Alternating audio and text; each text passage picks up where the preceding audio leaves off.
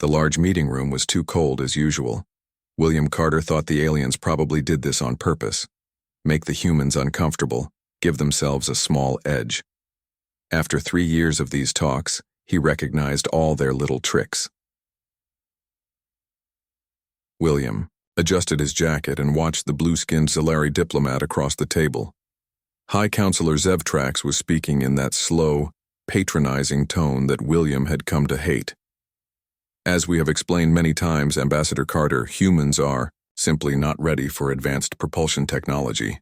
Perhaps in another 50 years when your species has shown more maturity. William kept his face calm, though inside he felt his anger rise again. Next to him, Olivia Reynolds, his deputy, made a small note on her tablet. They had expected this answer. They always got this answer. The Geneva Space Diplomatic Center had been built specifically for these meetings. Its large windows showed the snow-covered Alps in the distance. Beautiful, but today William barely noticed the view. Around the large oval table sat 23 representatives from Earth and 17 aliens from the Galactic Consortium. The consortium included 12 different species, but the Zalari led them all. They had been in space for over 10,000 years and they never let humans forget it. High Counselor, William said, keeping his voice steady. Earth has shared all its biological research as requested. We have granted mining permits on Mars. We have allowed consortium ships to use our orbital stations. And yet after 3 years we have received almost nothing in return. Zevtrax blinked his 4 eyes slowly. You have received our protection. You have received limited cultural exchange. You have been allowed to observe our technologies from a safe distance. For a species that has only recently discovered faster-than-light travel, this is quite generous. Olivia leaned close to William and whispered, They've rejected our final proposal, just like the simulation predicted. William gave a small nod. He and his team had run thousands of diplomatic simulations. They had approached these talks from every possible angle. The result was always the same. The consortium would never treat humans as equals. They would take what Earth offered and give almost nothing back. For 3 years, William had followed his orders from Earth's United Council. Be patient. Be respectful. Show them humans can be good partners. But last month, after yet another failed round of talks, the Council had finally approved William's alternate plan. William looked around at the human delegation. Scientists, diplomats, military observers, all watching him. They knew what was coming. They had been preparing for it. High Counselor, William said, standing up. I believe we have reached the end of productive discussions. The room went quiet. Even the usually chatty Morosi representatives stopped their constant whispering. What do you mean, Ambassador? Zevtrax asked, surprise clear in his voice. I mean that as of this moment, Earth is withdrawing from all negotiations with the Galactic Consortium. William began collecting his papers and tablet. Around him, the other humans did the same. This is highly irregular, Zevtrax said. If you need time to consult with your government, this comes directly from Earth's United Council, William said. Humanity has decided to pursue its own path forward. We will be closing our diplomatic outposts in consortium space. Your representatives on Earth will be respectfully asked to leave within 7 days. Now Zevtrax stood too, his tall, thin frame towering over William. This is a mistake, Ambassador. Your species cannot survive alone in this galaxy. There are dangers you do not understand. William smiled slightly. We survived quite well before. We met the consortium. I suspect we will manage. Elder Kavoth, the oldest of the Morosi representatives, leaned forward. Unlike the others, he seemed more curious than shocked. May I ask what prompted this decision, Ambassador Carter? His voice was raspy but kind. Kavoth had always been the most fair-minded of the alien representatives. William looked at the elderly alien. 3 years of good faith efforts on our part met with condescension and minimal cooperation. The consortium sees Earth as a resource to be exploited, not a partner to be respected. We simply see no benefit in continuing. This is just a negotiating tactic, said Zevtrax, regaining his composure. You will be back at this table within months once you realize how much you need our protection. William walked to the door, followed by his team. At the threshold, he turned back to face the aliens. For what it's worth, I argued against this decision for a long time. I believed we could find common ground. I was wrong. He nodded to them all. Goodbye, representatives of the consortium. I wish you well. The doors closed behind the human delegation with a soft click. 6 hours later, the consortium representatives gathered on their orbital diplomatic vessel. Reports were coming in from across the galaxy. All human diplomats have left consortium. Space, reported a junior Zilari aide. Simultaneously, their embassies are empty. That's impossible, said Zevtrax. They don't have the transport capacity for such an operation. Apparently they do, said Kavath, and all communication channels with Earth have gone silent. They're bluffing, Zevtrax insisted. They'll maintain their scientific outposts at least. No, said the aide, checking his data screen. Those are gone too. The research station on Proxima Centauri that was studying stellar phenomena, empty. The biological research team on Titan, gone. Zevtrax paced the room. Contact our monitoring vessels near Earth. What are they seeing? The aide touched several controls on his screen, then frowned. Our ships report increased activity around all human military installations. Their space platforms are changing configurations. What does that mean? Demanded Zevtrax. Unknown, but energy readings are higher than normal. Kavath had been quiet, watching the others panic. Now he spoke. Up. I warned the Council about humans 2 years ago. No other species in the consortium has their particular history. What history? Asked a Trellan diplomat who had joined them. War, said Kavath simply. Constant devastating wars among themselves. Technology developed not gradually, but in sudden leaps driven by conflict. They went from primitive flight to nuclear weapons in less than 50 years, from basic space travel to their own version of FTL in less than a century. What are you suggesting? Asked Zevtrax. That we have made a grave error in judgment, said Kavath.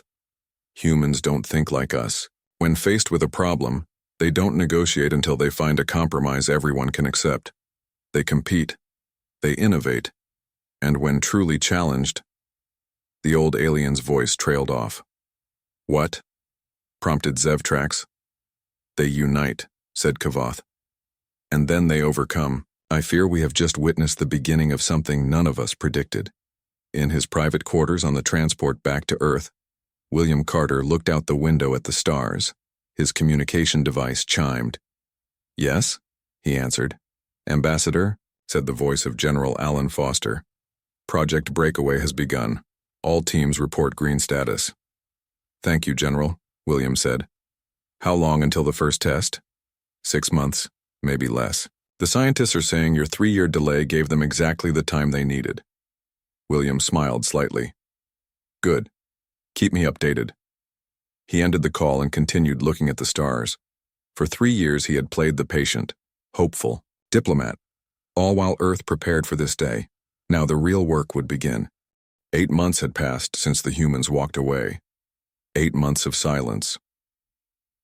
On the Grand Council chamber of Zilari Prime, High Counselor Zevtrax stood before the assembled representatives of the Galactic Consortium. The chamber was massive, with high ceilings and ancient stone columns. It had been designed to make speakers feel small, but today Zevtrax felt smaller than usual. The situation remains unchanged, he said, his voice echoing in the large space. Our diplomatic vessels have been turned away from human space for the 8th time. They refuse all communication. Murmurs spread through the council. Representatives from 12 species shifted uncomfortably in their seats. What about the trade sanctions? Asked the Trellan representative, a small furry being with 6 limbs. Surely they must be feeling the effects by now. Zevtrax hesitated. This was the difficult part of his report. Our intelligence suggests that the sanctions have had limited impact. Human ships have not attempted to enter consortium space. They appear to be focusing inward. Focusing on what exactly? Asked Elder Kavath of the Merosi. The old alien's eyes were sharp despite his advanced age. Zevtrax gestured, and a holographic display appeared in the center of the chamber. It showed the human solar system. Our long-range scans have detected unusual activity, Zevtrax explained. Large energy signatures around their gas giants Jupiter and Saturn. Mining operations in their asteroid belt have increased significantly, and there are new structures in Earth orbit that we cannot identify. Are they building weapons? Asked a nervous Dravian diplomat. Unknown, admitted Zevtrax. But the scale of activity suggests something ambitious. Elder Kavoth leaned forward. Have we attempted to send a single representative? Perhaps a Morosi? My species has always had somewhat better relations with the humans. We have tried every approach, said Zevtrax. Each attempt is met with the same automated message. Earth respectfully declines your request for a meeting at this time. The council chamber grew quiet. The silence of the humans was unsettling them all. I continue to believe this is merely a negotiating tactic, Zevtrax said, trying to sound confident. They will return to talks once they realize the benefits of consortium membership. And if they don't? Asked Kavoth. Zevtrax had no good answer. On a small monitoring station at the edge of human space, Captain Lane Phillips of Earth Defense watched the consortium vessel on his screen. It was the 5th one this month. Same routine? Asked his second-in-command, Lisa West. Exactly the same, Lane said. They approach, we send the automated warning, they stop, they try to hail us, we ignore them, they eventually leave. Getting boring, Lisa said with a small smile. Boring is good, Lane replied. Means the defense platforms are working. After the walkout, Earth had deployed hundreds of automated defense platforms around the perimeter of human space. They were programmed to turn away any approaching consortium vessels without human interaction. So far, none of the aliens had tested the platform's weapons capabilities. Message from command, Lisa said, checking her tablet. We're being rotated back to Earth next week. Says here we're needed for Phase 2. Lane raised his eyebrows. Already? That's ahead of schedule. Everything's ahead of schedule these days, Lisa said. The Jupiter facilities are already online. Saturn will be ready next month. Lane looked back at the screen. The consortium ship was turning around, heading back to its territory. Do you think they have any idea what's coming? He asked. Lisa shook her head. Not a clue. In a secure laboratory beneath the Rocky Mountains, Dr. Frank Miller watched as the test chamber glowed with soft blue light. Around him, dozens of scientists monitored readings on their screens. Energy stabilization at 99.8%, reported one scientist. Field integrity holding. Frank nodded. Proceed to phase alignment. The blue glow intensified. In the center of the chamber, a small metal sphere began to vibrate. William Carter watched from behind thick observation glass. Next to him stood General Alan Foster and Olivia Reynolds. Will it work this time? William asked quietly. It better, Alan replied. The council wants results. We've put everything into this project. The sphere in the chamber was now spinning, faster and faster, yet somehow staying in place despite no visible means of support. Phase alignment complete, called the scientist. Ready for jump test. Frank took a deep breath. Initiate jump. Target is Luna Station Alpha. The blue light flashed brightly. There was a sound like a thunderclap. When they could see again, the sphere was gone. Luna Station Alpha reports reception, a voice said over the speakers. Jump successful. 0. Transit time recorded. The room erupted in cheers. Frank turned to William with a wide smile. We did it, he said. Instant matter transmission. No gates, no huge energy requirements, just jump. William nodded, his expression serious despite the breakthrough. Time to move to the next phase. How soon can we scale up to ship size? 3 months, Frank said confidently. Maybe less. On Zalari Prime, Elder Kavoth sat alone in his private garden. Unlike most of his species, he preferred natural surroundings to the sterile environments favored by the Zalari. His communication device chimed softly. He touched it, and a hologram appeared. It was his former student, now a scientific advisor to the Consortium Council. Elder, I have information you should know, the younger Morosi said. Our deep space monitoring stations have detected something unusual in human space. What kind of something? Kavath asked. Energy spikes. Hundreds of them, appearing simultaneously, throughout their territory. The pattern matches nothing in our records. Kavath frowned. When did this occur? 3 days ago. And then again yesterday, but with more points of origin. Have you reported this to the council? The younger Morosi looked uncomfortable. The Zalari representative suggested it was likely a sensor malfunction. They've ordered a review of the equipment. Kavath sighed. The Zalari's arrogance would be their downfall. And perhaps the downfall of the entire consortium. Keep monitoring, he said, and report directly to me if you detect anything else unusual. After ending the communication, Kavath gazed up at the night sky. Somewhere out there, humans were busy. The species that had gone from primitive combustion engines to space travel in less than a century was now focused on a single goal. What would they create in 8 months of silence? What would they reveal when they finally decided to speak again? For the first time in his long life, Kavath felt afraid. 2 years after the human walkout, a consortium science vessel patrolled the border of human space. Its mission was routine: monitor for any signs of human activity, report back to Zalari Prime. Captain Joel Zenri was bored. 2 years of these patrols, and nothing ever happened. The humans stayed in their territory. The ship's sensors picked abnormal traffic patterns, energy readings consistent with the developing species. Captain, called his sensor officer suddenly, I'm detecting an unusual radiation signature. Joel Zenri moved to the sensor station. Source? Unknown. It appeared suddenly, about 2 light minutes from our position. Show me. The display changed to show an energy pattern the captain had never seen before. As he watched, more signatures appeared. Dozens, then hundreds. What is happening? He demanded. Unknown, Captain.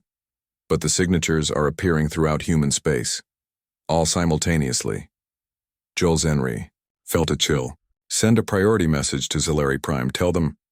He never finished the sentence.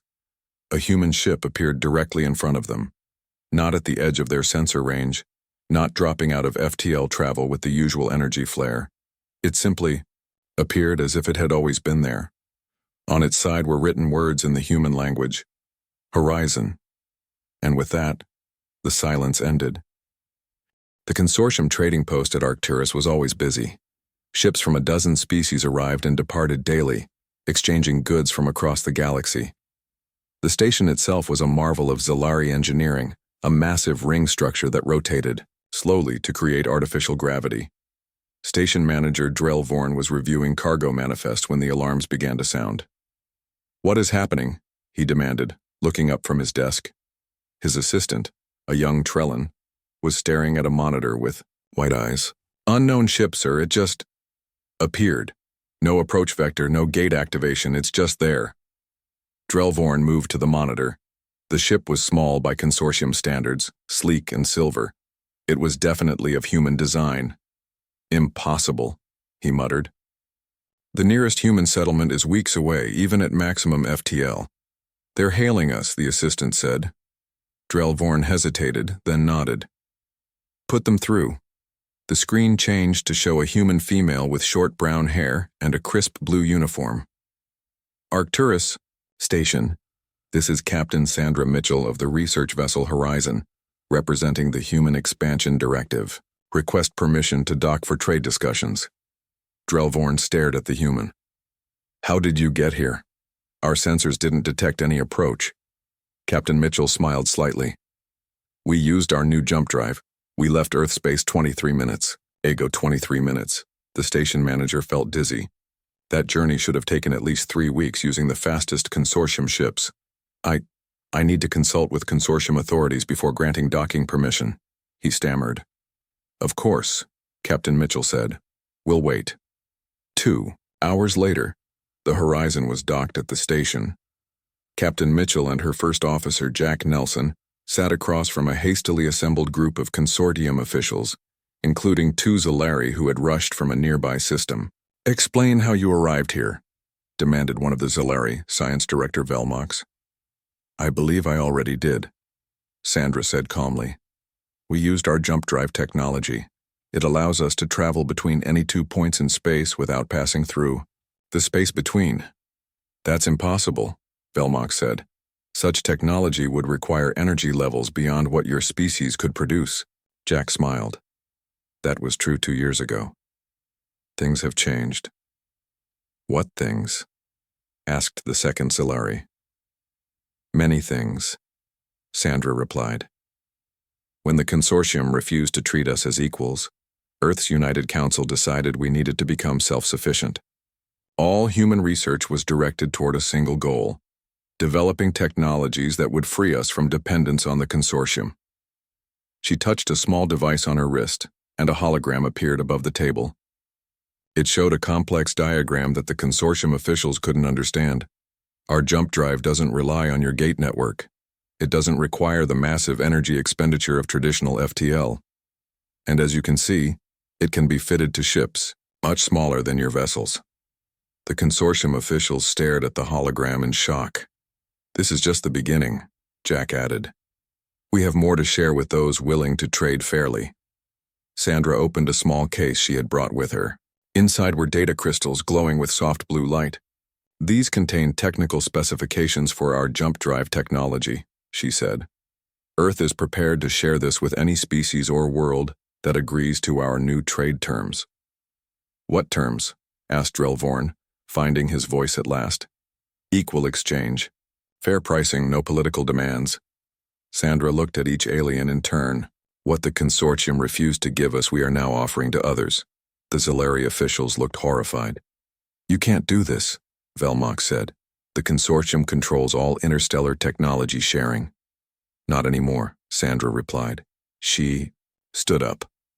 We'll remain docked for 24 hours. Any representatives who wish to discuss trade agreements are welcome aboard the Horizon. As they walked back to their ship, Jack glanced at Sandra. Think they got the message? Sandra nodded. They got it. Whether they understand what it means is another question. On Zalari Prime, the Consortium Council was in emergency session. The chamber was in chaos with representatives shouting over each other. High Counselor Zevtrax struggled to maintain order. One at a time, he shouted. We must approach this logically. Elder Kavoth of the Morosi spoke, his voice cutting through the noise. The humans have broken our monopoly on interstellar travel. This changes everything. It's just one ship, said a Dravian representative dismissively. A prototype, nothing more. No, Kavoth said quietly. Our long-range sensors have detected over 300 similar energy signatures throughout human space. They've been testing this technology for months while we watched and did nothing. Silence fell over the chamber as the implications sank in.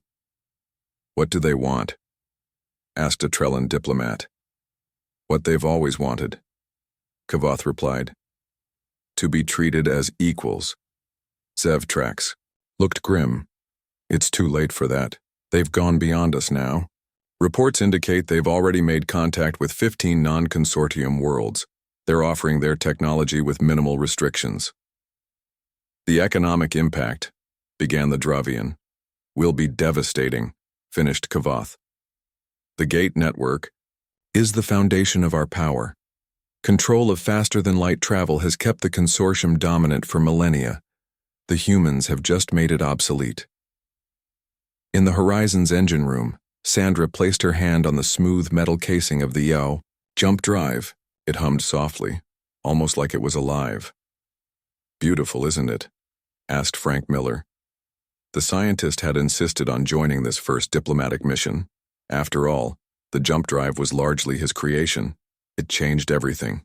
Sandra agreed. When I joined the space program, I never imagined we'd make this kind of leap. Frank smiled. 3 years ago, we were begging the consortium for scraps of outdated technology. Now we're rewriting the rules of physics. A young officer approached them. Captain, we've received requests for meetings from representatives of 7 different species. They're particularly interested in trade agreements. Already? Sandra raised her eyebrows. That was faster than expected. Word travels quickly when you shatter a monopoly, Frank said with a laugh. Later that night, in her private quarters, Sandra recorded her log entry. Captain's log, Day 1 of First Contact Mission. The consortium officials are in shock as expected. Their entire economic system is based on controlling access to FTL travel. Our jump drive technology threatens the very foundation of their power structure. She paused, looking out the viewport at the stars. What the consortium never understood was that their rejection was the best thing that could have happened to us. When they closed their doors, we were forced to find our own solutions. When William Carter walked out of those talks 2 years ago, he gave humanity the greatest gift possible, the need to innovate. She smiled slightly. Before ending the transmission, I delivered the message Director Reeves asked me to convey. We would have shared this technology freely had you treated us as equals. I believe the message was received. Whether it was understood remains to be seen. Across the galaxy, on worlds both within and outside consortium influence, beings of all species watched their data feeds with growing excitement and alarm. Humanity, the upstart species that many had dismissed, had just changed everything. The leap had been made, and nothing would ever be the same again. Nathan Reeves adjusted his collar as he looked out the viewport of the diplomatic vessel Unity. Below them was the neutral world of Teradus, a small planet with sprawling oceans and 2 main continents. It had no native sentient species, but had been developed as a meeting ground for various galactic powers. "Are you ready, sir?" asked his aide, Maria Dawson. Nathan nodded. "As ready as I'll ever be." 6 months had passed since Captain Mitchell's first contact mission. In that time, human ships had appeared throughout the galaxy, bypassing consortium checkpoints and establishing direct trade with non-consortium worlds. Today would be the first official diplomatic meeting between Earth's new leadership and representatives from those worlds. The landing was smooth. As Nathan walked down the ramp, he saw 15 different alien species waiting in the large meeting hall. None were members of the consortium. "Director Reeves, welcome to Teradus," said a tall, green-skinned being. "I am Calathor of the Nomari Confederation. We are honored to host this historic gathering." Nathan shook the alien's hand, careful to follow the briefing on Nomari customs. "The honor is ours, Calathor. Earth looks forward to building new relationships based on mutual respect and fair exchange." The meeting lasted for hours. Nathan explained humanity's new approach to galactic relations. No demands for political allegiance, no exclusive mining rights. Just open exchange of technology, fair trade agreements, and mutual defense when needed. "What about the jump drive technology?" asked a representative from a world called Brentar. "The consortium has always claimed that faster than light travel must be carefully controlled." "We disagree," Nathan said simply. "Earth believes that freedom of movement is a fundamental right. We will share our jump drive designs with any world that commits to using them peacefully." A murmur ran through the room. This was revolutionary. For thousands of years, the consortium had maintained its power by controlling access to the stars. "The consortium will not accept this," warned a reptilian delegate from the outer systems. "They will see it as a threat to their authority." Nathan nodded. "They already do. But Earth is prepared for their response. We hope for peaceful coexistence, but we will defend our right to chart our own path." On Zalari Prime, High Counselor Zevtrax reviewed the latest reports with growing alarm. Human vessels were now operating in more than 50 star systems. Their jump drive technology had been shared with at least 7 non-consortium species. Trade that once flowed through consortium hubs was being redirected. "This cannot be allowed to continue," he said to his military advisor, Commander Drasvor. "We must show these humans the consequences of their actions." Drasvor looked uncomfortable. "Counselor, there is something you should know about human technology. Our intelligence suggests they have made breakthroughs in other areas besides propulsion." "What areas?" "Energy shielding, manufacturing, artificial intelligence, all far beyond what they should be capable of." Zevtrax waved his hand dismissively. The jump drive was a lucky discovery, It doesn't mean they've suddenly become advanced in all fields. With respect, Counselor, I believe we should proceed with caution. Our information is limited. We don't know what other surprises they might have. Enough, Zevtrax said sharply. I have the full support of the Council. We will demonstrate our power and bring the humans back into line. Prepare the 8th Battle Group for deployment to the human outpost on Europa. Yes, Counselor, Drazivor said, bowing slightly before leaving the room. When the commander had gone, Zevtrax sat alone in his office. He recalled the human ambassador, William Carter, and his calm determination as he walked out of the negotiations 2 years ago. At the time, Zevtrax had dismissed it as a foolish gesture. Now he wondered if he had made the greatest mistake in consortium history. On Europa, a frozen moon of Jupiter, the human research base was a marvel of engineering.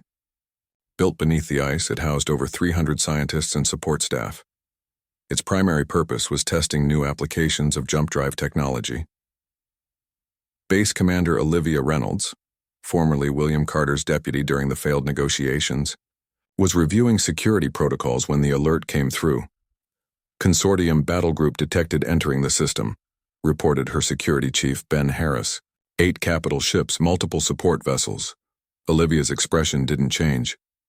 Just as we expected. Are our defense systems ready? Yes, ma'am. All platforms online and tracking. And the new shields? Operating at full capacity. Olivia nodded. Initiate Protocol Guardian. No offensive action unless directly attacked. Record everything for transmission to Earth.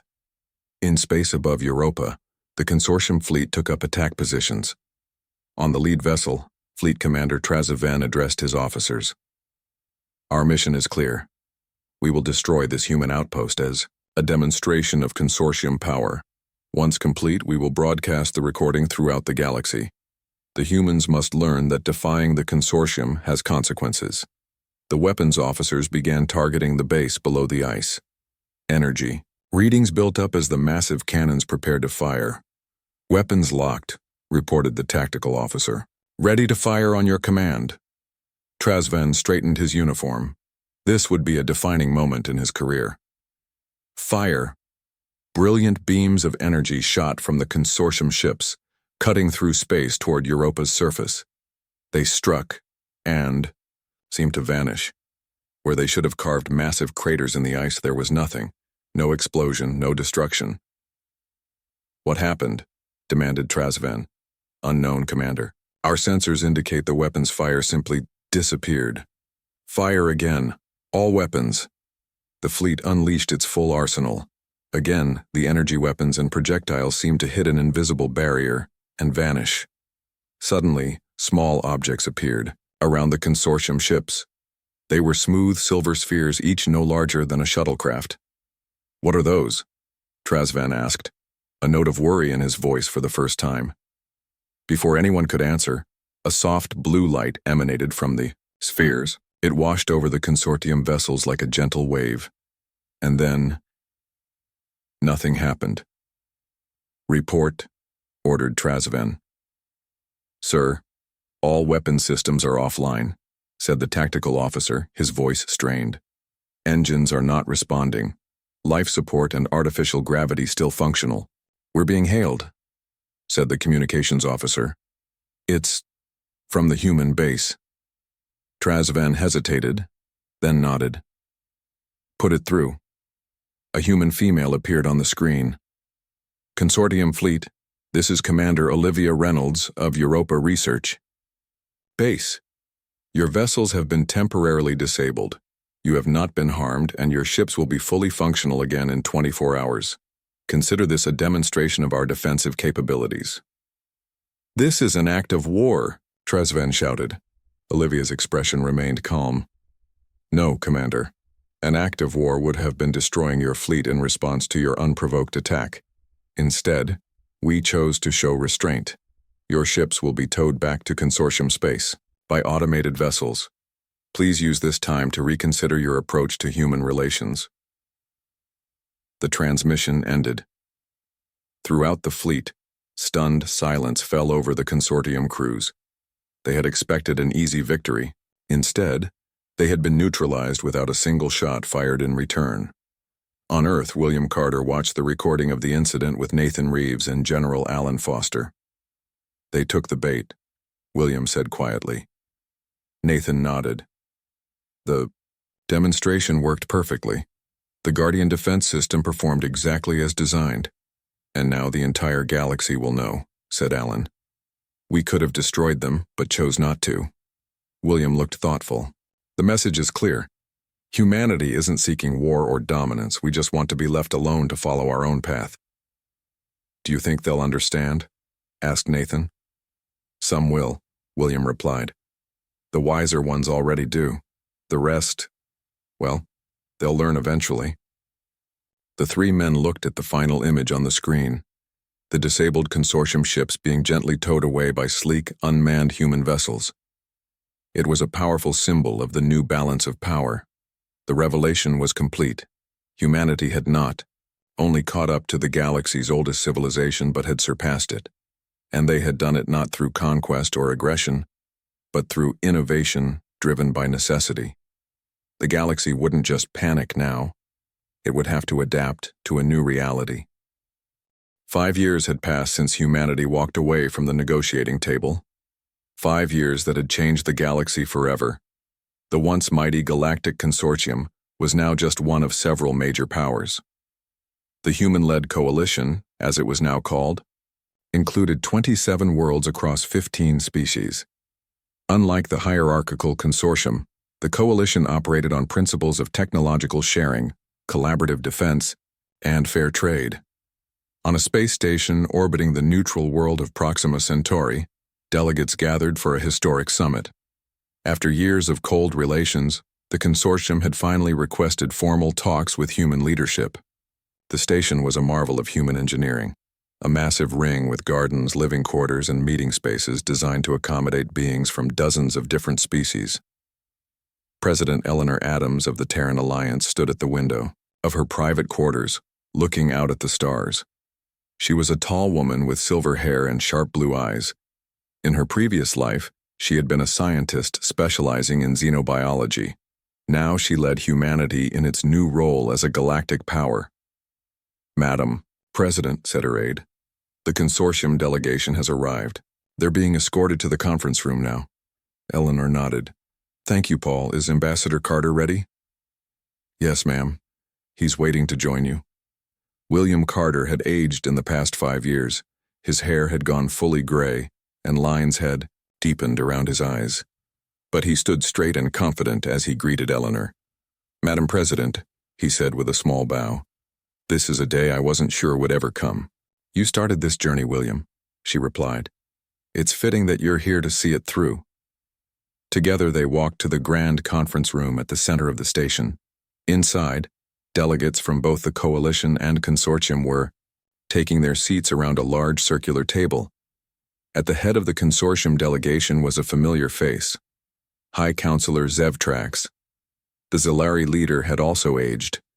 His once bright blue skin had faded to a paler shade, and he moved more slowly than before. But his eyes were still sharp as they fixed on the human delegation. Eleanor took her seat directly across from Zevtrax. "High Counselor, welcome to Proxima Station. We appreciate your willingness to meet." Zevtrax inclined his head slightly. "Madam President, the consortium recognizes the new reality of our shared galaxy. It is time for us to establish formal relations." The discussions lasted for hours. Trade agreements, territorial boundaries, technology exchange protocols. Through it all, Eleanor remained firm but fair. The humans were not there to punish the consortium, but neither would they accept a return to the old power dynamics. During a break in the talks, Zevtrax approached William in a quiet corner of the room. "Ambassador Carter," the Zalari said, "it has been a long time." "Indeed it has, High Counselor," William replied. "Much has changed." Zevtrax looked out at the stars visible through the station's large windows. "You could have destroyed us, you know. After the Europa incident, your forces could have pushed into consortium space. Many of our worlds would have welcomed you as liberators." William nodded. "We could have, but that was never our intention. Then what was your intention when you walked away from our table 5 years ago? To show you a different way forward, William said simply. Earth has had enough of empire building. We've seen where that leads in our own history. We wanted to demonstrate that cooperation and fair exchange benefit everyone more than dominance and control. Zevtrax was quiet for a moment. The consortium has existed for 10,000 years. We believed our way was the only way. Change is difficult, William acknowledged, but sometimes necessary. The talks concluded with the signing of the Proxima Accords. The document established boundaries and protocols between the coalition and consortium, along with limited technology exchange. It wasn't perfect, but it was a beginning. As the delegations prepared to depart, Elder Kavoth of the Morosi approached William. The ancient alien looked even more frail than when William had last seen him, but his eyes were bright with intelligence. You knew this would happen, Kavoth said without preamble. From the moment you walked out of those talks 5 years ago, you planned for this outcome. William smiled. Not exactly. We created the conditions for humanity to do what it does best: adapt, innovate, and overcome. We've always done our finest work when someone tells us something is impossible. Like faster-than-light travel without massive energy requirements, Kavoth said. Exactly. The consortium told us it couldn't be done. So our scientists found a way. Kavoth nodded slowly. I warned the council about humans. I said your species doesn't think like the rest of us. When faced with a barrier, you don't stop and reconsider. You break through. It's our greatest strength, William agreed, and sometimes our greatest weakness. He looked past the elder alien to where President Adams was speaking with representatives from a dozen worlds, both coalition and consortium, humans and aliens working together as equals. The difference is, William continued, this time we're bringing friends along for the journey. Later, as the human delegation prepared to return to Earth, Eleanor joined William on the observation deck. Below them, ships from 20 different species moved through space around the station, a physical representation of the new galactic order. Do you think it will last? Eleanor asked. This peace we've built? William considered the question. Nothing lasts forever, but I believe we've created something better than what came before, more just, more balanced. Thanks to you, she said. Your decision to walk away changed everything. William shook his head. I just opened the door. It was humanity that stepped through it. When the talks collapsed and we walked away, we forced ourselves to find our own solutions. That's always been our greatest talent. Across the galaxy, on worlds that had lived under consortium dominance for millennia, beings looked toward human space with something new: hope.